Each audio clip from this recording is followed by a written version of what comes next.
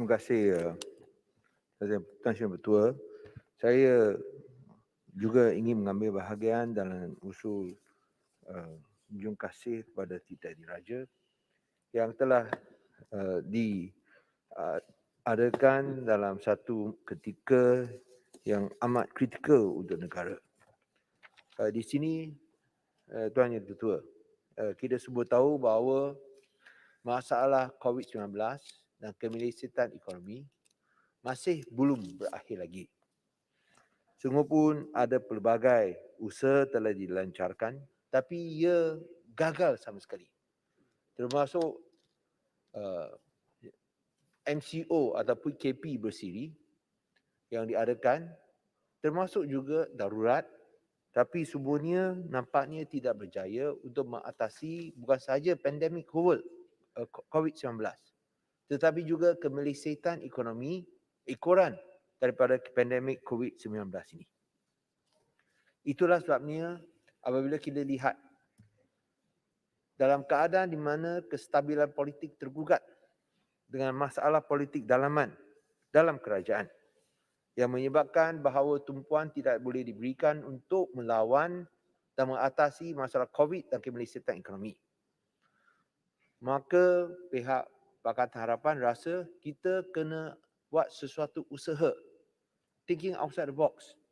Satu usaha yang luar biasa, dianggap luar biasa kerana tak pernah berlaku dalam Malaysia untuk memaksa tumpuan diberikan untuk mengatasi dua krisis gergasi ini, iaitu COVID dan juga kemelesetan ekonomi. Nah, saya hendak tegaskan di sini, masalah ketidakstabilan ekonomi, masalah ketidakstabilan politik berpunca daripada langkah Sheraton tahun lepas. Dan oleh kerana masalah lompat-melompat menyebabkan bahawa ia memang menjadi sesuatu yang boleh digunakan sebagai senjata untuk mengugut kerajaan sekiranya tidak mematuhi ataupun menurut perintah ataupun hasrat mereka. Kita boleh lihat apabila bekas Perdana Menteri kehilangan majoriti sokongan ahli parlimen adalah berpunca daripada faktor itu. Dan timbullah permainan numbers game seperti yang berlaku sehingga Perdana Menteri daripada PAGO menjadi Perdana Menteri yang paling singkat dalam sejarah Malaysia. Dan Yang Berhormat Bera tahu bahawa sekiranya beliau tidak membuat langkah yang sewajarnya, maka beliau juga akan jadi mangsa atau terkorban dalam permainan politik dalaman, sabotaj dalam kerajaannya sendiri. Itulah sebabnya tawaran dibuat kepada pihak Parti Pembangkang. Dan saya nak cakap terus terang di sini. Rakyat sudah penat, sudah lelah, sudah berletih dengan permainan politik numbers game oleh pihak kerajaan. Rakyat mahu lihat satu usaha whole of nation, pendekatan whole of nation untuk menangani COVID dan juga kemelesetan ekonomi, dan dengan tawaran yang diberikan, tambahan input yang kita berikan juga, maka MOU telah ditandatangani pada 13 bulan September. Di mana bukan sahaja berdasarkan apa yang ditawarkan oleh pihak mantan Perdana Menteri sebelum terpaksa meletak jawatan, tapi lebih baik daripada itu. Sungguh pun pihak kerajaan ingin menggambarkan bahawa kerajaan sekarang stabil kerana dapat sokongan daripada pihak pembangkang. Saya ingin tegaskan di sini, yang berlaku adalah persetujuan oleh pihak Pakatan Harapan bahawa sekiranya ada undi percaya, pihak pembangkang akan mengambil sikap berkecuali.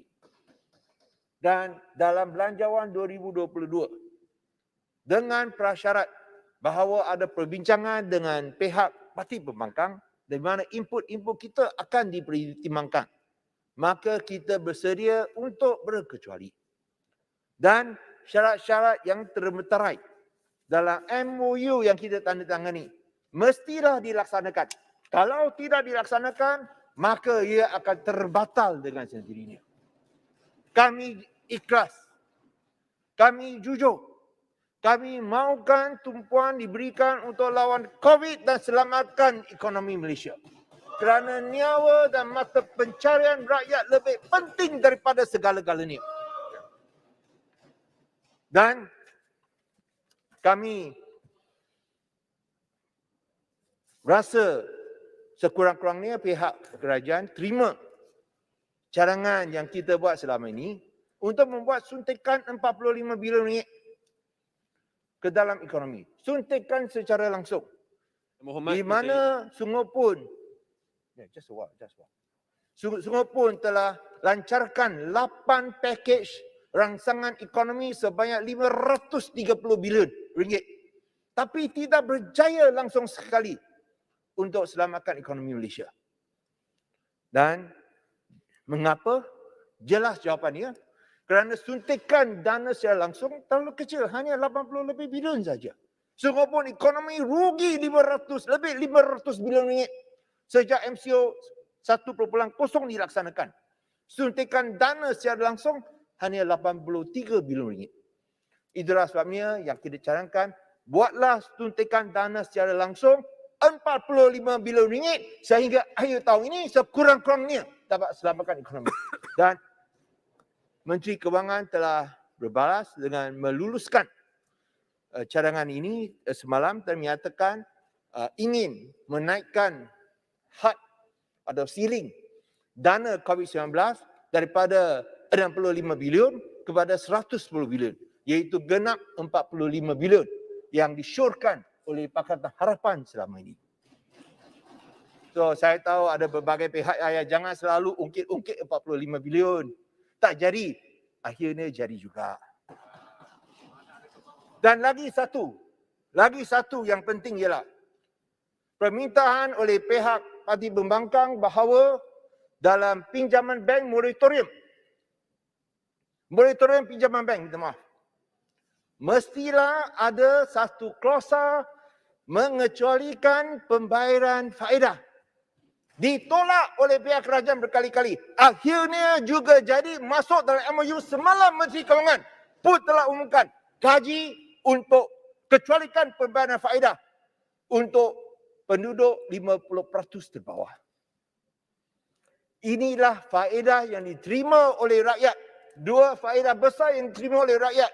Ekoran MOU yang ditandatangani oleh Pakatan Harapan dan Kerajaan Malaysia. Tanpa tanda tangan ini, semua ini tak akan jadi. Sila Yang Berhormat dan Berhormat. Terima kasih Yang Berhormat. Saya rasa MOU yang dilakukan adalah MOU yang bersejarah. Sambil ia bersejarah, reforms yang dilakukan ini tidak boleh hanya dipusatkan di peringkat persekutuan. Jika kita betul ingin membina Malaysia yang adil dan saksama, keputusan yang sama harus juga dibawa oleh kerajaan-kerajaan negeri bawah pentadbiran Pakatan Harapan. Persoalan saya mudah. Adakah pimpinan negeri bawah Pakatan Harapan, Negeri Sembilan, Selangor dan juga Pulau Pinang akan mengembalikan hak peruntukan yang adil dan saksama kepada semua adun-adun termasuk adun pembangkang? Jika di parlimen kita tuntut, di negeri-negeri pun kita perlu adil juga. Inilah reforms yang berkekalan supaya walaupun 5, 10, 20 tahun yang akan datang, kerajaan bertukar-tukar. Hak yang saksama ini, layanan kepada semua rakyat, tidak kira kawasan mereka, harus diiktiraf pada hari ini dan selama-lamanya. Terima kasih. Ya, Berhormat Bagan, Lebah Pantai. Ringkas. Terima kasih. Terima kasih Yang Berhormat Bagan dan Yang Di-Pertua.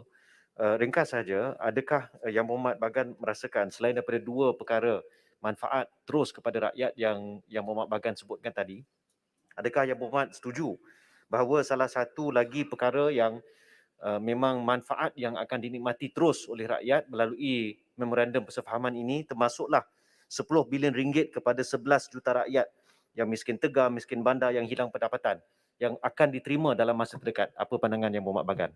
Saya memang setuju dengan pandangan Yang Berhormat Lembah Pantai dan juga Yang Berhormat boleh jadi sebahagian daripada ucapan saya. Tentu saya tak sempat untuk datang kepada tiga. Yang Berhormat Lembah Pantai lebih pantas daripada saya. Dan tentang apa yang disyorkan oleh Yang Berhormat daripada MUA memang saya setuju. Saya pun telah berhubung dengan Yang Amat Berhormat Ketua Menteri Pulau Pinang tentang perkara ini dan beliau tentu setuju dengan pandangan yang diutarakan. Yang Berhormat Tapi Bagan. untuk negeri-negeri lain saya rasa ini terpulang kepada Pakatan Harapan masing-masing. Tapi saya sendiri akan syorkan dan bersyarat Majlis Yang Presiden Berhormat bahawa Bagan. kita pun buat balasan yang serupa. Yang Berhormat Bagan, kalau boleh saya minta juga negeri-negeri yang diperintah oleh Barisan Nasional ataupun Perikatan Nasional juga offer yang sama perlu dipanjangkan. Terima kasih. Itu yang kita pun hasratkan dan kita harap pihak kerajaan boleh mempertimbangkannya. Terima kasih daripada Yang Berhormat Semangga. Satu lagi adalah tentang reformasi politik, kerana bukan sahaja dari segi ekonomi saja, tapi juga dari segi reformasi parlimen. Dan di sini saya ingin menyambut baik apa yang dicadangkan oleh Yang Berhormat Pengarang, iaitu recall election. Dan dalam MOU ini dinyatakan bahawa sebelum Mac tahun depan, mesti ada satu pindahan perlembagaan persekutuan dan juga satu akta anti lompat parti. Dan saya rasa perlu kita mengambil kira apa yang dicadangkan oleh Yang Berhormat Pengarang yang amat bernas. Dan saya rasa sesuatu yang amat waras untuk dimasukkan supaya kita berikan peluang kepada rakyat untuk tentukan segala-galanya. So dalam MOU ini ada disebutkan ada jawatan kuasa pemandu. Untuk membincangkan perkara ini, saya akan minta ahli-ahli kita untuk membawa perkara ini untuk pertimbangan dan perbincangan dengan 5 menteri yang menjadi ahli kepada jawatan kuasa pemandu ini. Tuan betul, saya ingin tegaskan di sini. Apabila kita tanda tangan MOU, ini tidak bermakna kita tidak akan mainkan peranan pembangkang. Kita masih pembangkang. Kalau kerajaan buat tak betul, kita terus akan tegur. Kalau ada penyalahgunaan kuasa, kita terus akan buat kritikan. Kalau ada ketirisan, kalau ada rasuah, kalau ada penyenangan, parti pembangkang tidak akan lepas sama sekali. Itulah sebabnya janganlah ingat bahawa oleh kerana kita sign MOU, kita sudah bagi free pass, laluan percuma. Tidak.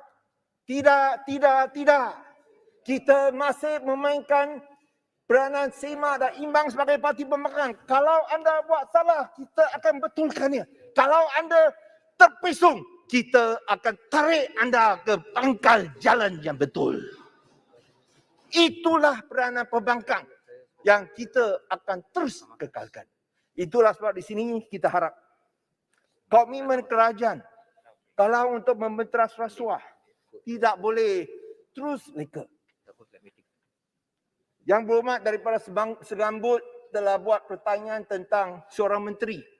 Macam mana boleh bayar hutang berjuta ringgit bila dia punya aset pada tahun 2019 hanya setakat RM72,000 saja. Jawapan yang diberikan, SPRM telah buat siasatan, tak ada kes. Kalau tak ada kes, bolehkah kerajaan menjelaskan macam mana daripada aset RM72,000 boleh mampu buat bayaran RM1.3 juta? Wang datang dari mana? Bolehkah satu jawapan diberikan untuk menunjukkan bahawa semangat MOU ini boleh terus ditegakkan? Saya harap sekurang-kurangnya SPRM pun harus berikan penjelasan. Jangan benarkan SPRM diperalakan sebagai satu senjata politik. Bila lawan kerajaan, pelbagai siasatan dan dakwaan diugut, diancam ke atas mereka. Tapi sebaik saja lompat, si kata lompat ke pihak kerajaan, semua ini hilang macam satu permainan silap mata. Itu bukanlah SPRM yang rakyat hasratkan. Kerana mau SPRM lawan rasuah, bukan tutup rasuah. Tuan betul. Perkara yang amat penting sekali tentulah usaha untuk lawan COVID. Usaha di mana kita lihat kita mesti tukar beralih daripada satu dasar containment, membasmi COVID yang kerana sudah gagal kepada satu dasar baru, iaitu mitigasi, di mana kita boleh hidup bersama COVID. Dan untuk membolehkan ia berlaku supaya ekonomi boleh buka semula, perlunya ada FTT ISV, Find, Test, Trace, Isolate, Support and Vaccinate. Ini perlukan perbelanjaan yang besar dan ini juga termasuk dalam plan kebangkitan ekonomi 45 bilion, di mana kita harus adakan ujian, mass screening, saringan ujian secara am sebanyak 300,000 atau 1% of the population of Malaysia sebagai satu langkah pencegahan untuk memastikan bahawa sekiranya ada jangkitan, kita boleh dengan serta-merta mengambil tindakan sasaran, tindakan bersasar, jangan tersasar. Tindakan bersasar ke atas jangkitan yang berlaku. Di sini saya ingin sebut, kita lihat Sungai Pul sekarang masih terkawal. Tapi sudah ada lebih 2 juta jangkitan. Iaitu hampir setiap 15 orang ada seorang yang dijangkiti dengan COVID. Itu satu angka yang amat menakutkan, menggerunkan.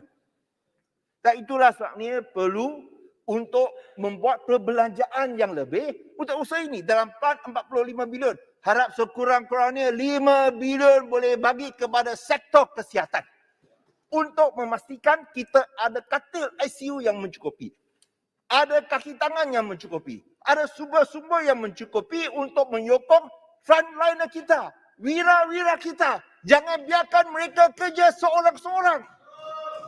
Berikanlah mereka kelengkapan yang sewajarnya supaya mereka boleh lawan perang dan menang atas COVID-19. Kematian sebanyak 21,587. Sesuatu yang amat tragik sekali. Kita lihat, contohnya dekat Pulau Pinang. Pulau Pinang dari segi kematian per kapita paling tinggi di Malaysia, 17.1 untuk setiap 100,000 penduduk. The highest in the country. Tanya betul. Katil tak cukup, ICU 94%. Cases number 2 in the country 13,900. Ini saya rasa di seluruh negara. Bolehkah kita pastikan hospital Padang, few hospital dibina. Kita berikanlah wang yang mencukupi kerana kita perlu selamatkan nyawa. Kalau ada bangunan yang tidak digunakan baik oleh Kementerian Kesihatan ataupun... Boleh saya tanya? Ada cadangan daripada Kuala Lumpur tapi di luar Parlimen lah. Supaya pihak tertentu, khasnya pihak tentera, buat hospital seperti di Wuhan, di mana ditempatkan 5-6 ribu orang penyakit positif di situ. Dan kita boleh guna tanah-tanah lapang. Pihak tentera boleh diarahkan untuk buat hospital sementara itu. Dan di situ dapat kita kendalikan seperti dikendalikan di Wuhan, China. Itu sesuatu yang harus dipertimbangkan dengan ada dana. Saya rasa kita boleh buat. Ini boleh jadi sebahagian daripada ucapan saya. Itu singkat saja. Betul-betul. Dan tentang itu, katil-katil. Kalau ada bangunan-bangunan yang tidak digunakan oleh pihak swasta, kita boleh gunakannya retrofit. Hanya 5 juta, 10 juta cukup. Retrofit. Supaya kita boleh pasang, kita boleh letak lebih banyak katil ICU. Itu penting untuk selamatkan nyawa. Di Pulau Pinang kita ada satu bangunan, saya ingat 10 juta kita boleh retrofit, tambah 60-70 katil ICU. Itu yang penting sekali, tuan-tuan yang betul. Dan di samping itu saya harap bahawa kita boleh mengambil semua kontrak doktor, pegawai-pegawai perubatan dalam kontrak supaya boleh minta mereka, menggunakan mereka untuk membantu kita lawan COVID. Sebelum saya akhiri ucapan saya, hanya ada 2 perkara ringkas. Ya, 2 perkara ringkas saja. Satu ialah tentang kadar pengangguran. Kadar pengangguran telah naik sebanyak 10,000 kepada 778,000 orang. Kekal 48% pada bulan Julai. Yang lebih membimbangkan ialah untuk golongan muda daripada 15 hingga 24 tahun. Untuk bulan Julai naik 1%. Betul. Daripada 12.7% kepada 13.7%. Kenaikan RM31,000. Kita harap boleh buat tindakan, wujudkan lebih banyak peluang pekerjaan supaya mereka boleh dapat kerja. Dan akhirnya, kita mahu melindungi orang muda, tapi juga melindungi atau menjaminkan masa depan mereka. We want to protect our young and also the future of our young. Untuk membolehkan perkara ini dapat dilakukan, kita mesti menjaminkan masa depan digital mereka. Saya ingin menyuruh pihak kerajaan, pastikan bahawa dasar kabotaj Menteri Pengangkutan yang salah dan silap ini, berikanlah pengecualian kepada syarikat-syarikat asing, digital asing untuk buat submarine cable. Kerana ini telah menyebabkan kita hilang baik daripada Apricot, Facebook, Google dan juga pelaburan sebanyak RM15 bilion. Pengerusi MDEC, Rais Hussein sendiri menyatakan Menteri Pengangkutan salah melancarkan satu dasar kabotaj yang silap. Tak mahu berikan pengecualian. Kita harap Perdana Menteri jaminkan masa depan digital kita. Tolak dasar kabotaj yang silap oleh Menteri Pengangkutan. Selamatkan masa depan digital kita. Sekian, terima kasih. Saya mohon menyokong. Terima kasih YB Pagan.